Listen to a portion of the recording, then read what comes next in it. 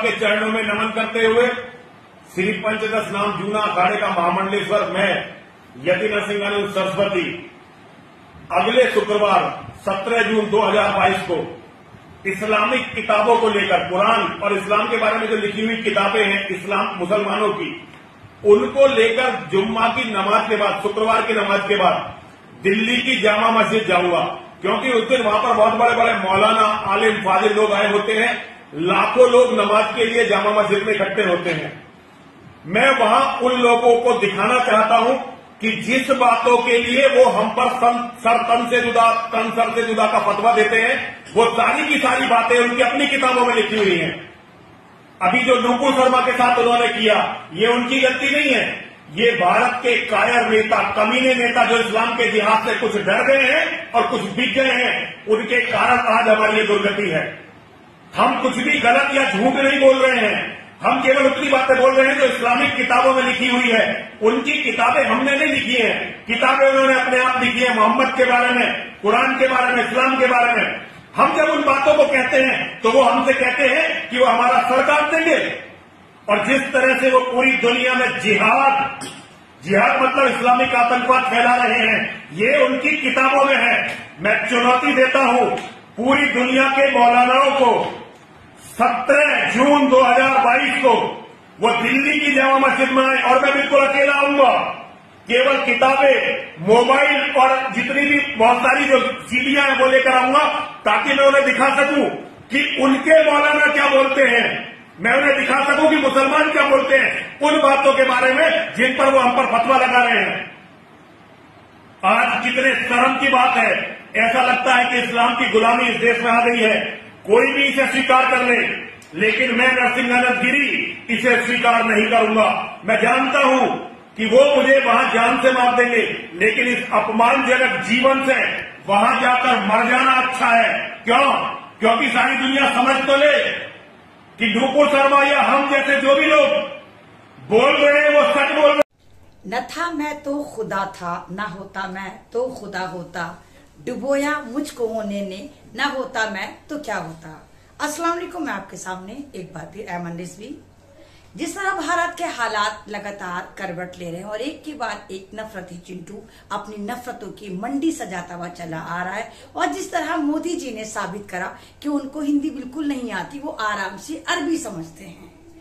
भारत में जिस तरह नुपुर शर्मा के खिलाफ कार्रवाई की मांग हुई, नुपुर शर्मा के खिलाफ मुस्लिम समाज ने भर भर के FIR करी, लेकिन कोई कार्रवाई नहीं हुई। लेकिन जिस तरह सऊदी अरब ने कहा कि हम इंडियन प्रोडक्ट का बाइकॉट करते हैं, फौरन मोदी जी हरकत में आए और फौरन आनंद फानन अपनी नफरती ये जो चिंटू है नुपुर शर्मा को पार्टी से 6 साल के लिए बाहर कर दिया और कहा ये फ्रिंज एलिमेंट है। तो तमाम जो चीजें आप देख रहे होंगे, यूट्यूब पे देख रहे होंगे, मेरी और वीडियोज में भी देख रहे होंगे, लेकिन मोदी जी ने ये नहीं कहा कि मैं नुपुर शर्मा को अनफॉलो कर रहा हूं, अमित शाह अनफॉलो कर रहा है, मोहन भागवत अनफॉलो कर रहा है, नितिन गडकरी अनफॉलो करे। फॉलो लगातार चलता रहा। अब एक और भगवा चिंटू या कहिए भगवा गेंडा, आप बहुत अच्छी तरह जानते होंगे जनाब, बिल्कुल सही पहचाना, नरसीमा स्वरानंद उर्फ सरस्वती। ये वही नरसीमा है जिसने एक 12 साल के मुस्लिम बच्चे की मॉब लिंचिंग करने की कोशिश करी थी, जिस वक्त ये प्यासा बच्चा मंदिर में पानी पीने गया था। आपको पता होगा, डासना मसूरी। अब इसने सोचा ओए होए, भारत की तमाम नफरतों का ठेका मेरे पास है, मैं पूरे भारत में लगातार वायरल होता रहता हूँ, मैं एक नफरती चिंटू ऐसा हूँ जो भारत के माहौल को लगातार खराब करता हूँ। ये नुपुर शर्मा कहाँ से निकल कर आई और मेरी तमाम फुटेज खा गई। ये नफरती चिंटू जो अभी अगर आपको याद हो, अभी 15 दिन पहले एक वीडियो वायरल हुई थी जहां पर ये नफरती चिंटू आप लोगों से क्षमा याचना कर रहा था, माफी मांग रहा था और कह रहा था कि आज के बाद वो कोई भी ऐसा काम नहीं करेगा जिससे किसी की भावनाएं आहत हो। आज के बाद वो गीता का अध्ययन करेगा, गीता का पाठ करेगा।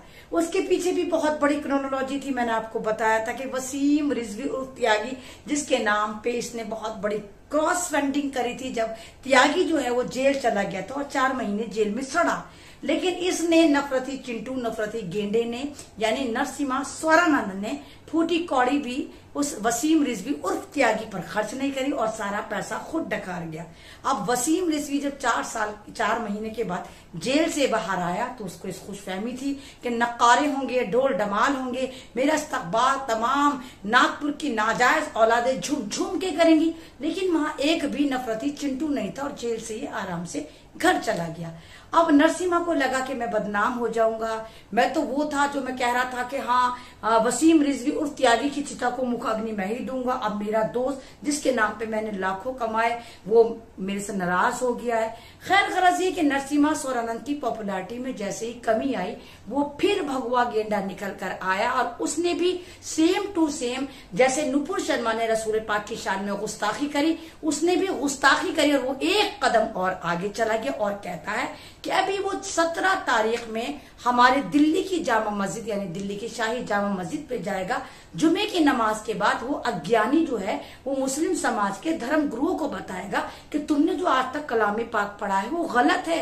असल कलाम पाक तो वो भगवा चिंटू पढ़े हुए और उसके बगौर जो कलाम पाक उसने पढ़ा उसमें लिखा हुआ है कि काफिरों की गर्दनें काटो, हिंदुओं को कत्ले आम करो। तो ये धमकी उसने दी है। लेकिन कमाल है उत्तर प्रदेश की पुलिस को कि उसको पकड़ नहीं पाई, उस पर कोई कंप्लेन नहीं कर पाई, बल्कि खुले सांड की तरह उसको छोड़ दिया। अब मैं तुझसे कहती हूँ ओ नरसिम्हा स्वरानंद, ओ मूत्रो कोला पीने वाले, ओ गोबर खाने वाले, मैं अमन रिजवी तुझे चैलेंज करती हूँ कि अगर वाकई तू एक बाप की औलाद है तो वाकई तू 17 तारीख में जामा मस्जिद आएगा। यही 17 तारीख तेरी एक भगवा बहन ने भी निर्धारित करी थी। हाँ वही नागनी तिवारी, उसने भी कहा था कि 17 तारीख में किसानों को आएगी और हटा देगी और ये करेगी, अलाना करेगी, फलाना करेगी। लेकिन वो ढिमकाना करके, जमाना करके वो गुफाओं से निकली ही नहीं। वो डरपोक चुया नफरती गैंग की जो लीडर है वो गुफाओं में रही। अब तूने ये टाइम दिया है 17 तारीख का, तूने फिर वादा करा है कि तू 17 तारीख को आएगा और जामा मस्जिद पे आकर मुस्लिम समाज के लीडरान को बताएगा कि वो जो कलाम पाक पढ़ रहे हैं वो गलत है, तूने जो पढ़ रखा है वो सही पढ़ रखा है। अबे वो जाहिल, तूने तो अपना धर्म सही से नहीं पढ़ा। कोई भी धर्म इस बात को नहीं कहता कि अगर कोई बंदा या कोई बच्चा प्यासा है और वो तुम्हारे दर पे सवाली बन के आता है तो तुम उसकी मॉब लिंचिंग करो।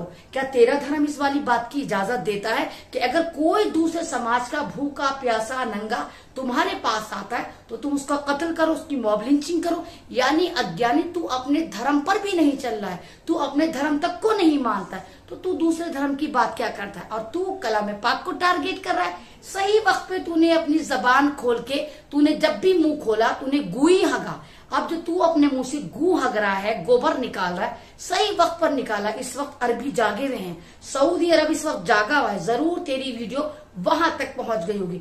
इस बार तेरा सर कलम करा जाएगा। इस बार जो फतवा आएगा वहां से वो तेरा सर कलम करना है, यानी तेरी फांसी का फतवा आएगा। और मैं तुझसे कहती हूँ कि जामा मस्जिद का हर मुसलमान बंदा तेरा शिद्दत से इंतजार करेगा।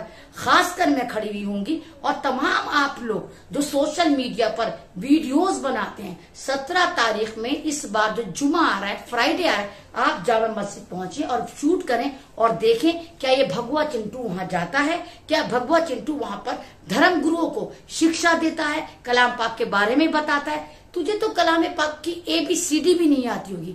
मेरा कलाम पाक हमें बताता है कि हम तमाम मज़ाहिब का उतना ही एहतराम करें जितना हम इस्लाम का एहतराम करते हैं। कलाम पाक में कुफ्र का जिक्र आया। कुफ्र का मतलब है मुनकर। अगर हम किसी काम को कर रहे हैं और दूसरा उस काम करने को मना कर रहा है तो उसको मुनकर कहते हैं। अब मैं आपको इस तरह बता दूं, सपोज दैट आप लोग ऑफिस में जॉब करते हैं। ऑफिस में आपका बॉस आपसे कहता है कि आपको सुबह 9 बजे आना है, शाम को 5 बजे जाना है, लेकिन मुसलसल आप कभी 11 बजे आ रहे हैं, कभी 10 बजे आ रहे हैं, शाम को 4 बजे भाग जा रहे हैं, तो आपका बॉस आपसे नाराज होगा नहीं होगा? तो उसने जो क्राइटेरिया तय कर रखा है ऑफिस आने का, ऑफिस से जाने का, उस क्राइटेरिया में जब खलल पैदा होगा तो वो आप पर कार्रवाई करेगा, वो आपको ऑफिस से बाहर निकाल देगा। सेम ही छोटी सी मिसाल मैंने आपको बताई। तो अल्लाह ताला ने जो दुनिया में इस्लाम के साथ आपको जिंदगी गुजारने का जो एक क्राइटेरिया तय करा है, अगर आप अल्लाह ताला की बंदगी नहीं करते, अल्लाह ताला को अपना माबूद नहीं मानते, अगर आप नहीं कहते ला इलाहा इल्लल्लाह मुहम्मदुर रसूलुल्लाह, यानी अल्लाह ताला के अलावा कोई नहीं जिसकी इबादत की जाए उसके सिवा कोई माबूद नहीं, और मोहम्मद सल्लल्लाहु अलैहि वसल्लम उसके आखिरी नबी हैं। अगर आप इस बात को डिनाई करते हैं, इस बात को झुटलाते हैं, तो अल्लाह ताला की नजर में आप मुशरिकीन हो जाते हैं, आप मुनकर हो जाते हैं। और आप लोग तो वैसे ही पूजा करते हो, आप मूर्ति पूजा करते हो, तो इस्लाम में मूर्ति पूजा नहीं आई। हम तमाम लोग अल्लाह ताला को सिर्फ दिल से महसूस करते हैं। हम अल्लाह ताला को महसूस करके हम किसी पूजा पर यकीन नहीं करते। हमने अल्लाह ताला की कोई मूर्ति नहीं बना रखी। हम अल्लाह ताला को सोचकर हमें एक प्लेस जो हमारा मक्का मदीना है, वहां जो एक बना दिया गया सेंटर, हम उसकी तरफ जाकर सिजदा करते हैं। तो आप लोग जो ये कह रहे हो कि कलाम पाक में ऐसा लिखा है वैसा लिखा, आप सिद्ध नहीं कर पाते। और भक्तों, तुम्हारे लिए गोल्डन चांस है। जिस तरह तुम भारत की हर मस्जिद के नीचे शिवलिंग ढूंढते फिर रहे हो, इस वक्त अरबी जागे हुए हैं। जल्दी से जाओ, मक्का मदीना के नीचे भी जाकर खुदाई की मांग करो और वहां भी शिवलिंग खोजो। हो सकता है सऊदी अरब वाले तुम्हें खुश होकर कह दें हाँ भाई आओ यहाँ पर खुदाई कर लो, क्योंकि अरबी इस वक्त जागे हुए हैं।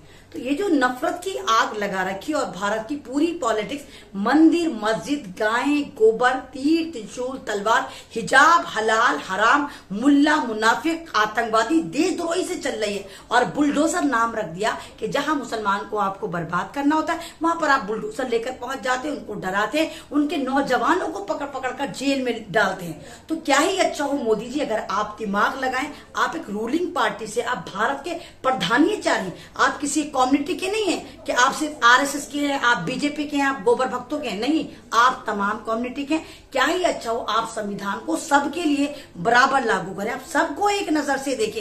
ये नहीं मुसलमान हुआ तो उस पर यूएपी लगा दिया और हिंदू हुआ, ये पूरे के पूरे जितने भी आतंकवादी ग्रुप के भगवा चिंटू हैं, जितनी नागपुर की नाजायज औलादें, जिस तरह ये धर्म संसद सजाकर अधर्मी मुसलमान औरतों के बलात्कार की बात कर रहे हैं, मुसलमानों को मारने काटने की बात कर रहे हैं, जिस तरह कह रहे हैं कि इस्लाम को भारत से खत्म करके छोड़ेंगे, बर्बाद करके छोड़ेंगे और तमाम मुस्लिम समाज को जबरन कत्ल कर करके मार मार कर इस्लाम कबूल करवाएंगे, और जिस तरह तलवारें बांटी जा रही हैं, वही वाली बात को दर्शाता है कि भारत की रूलिंग पार्टी एक आतंकवाद ग्रुप को साथ में लेकर रूलिंग कर रही है। वीडियो अच्छी लगती है तो उसको शेयर करिए। ये अहमद रिजवी का YouTube channel Ahmad Rizvi activist है।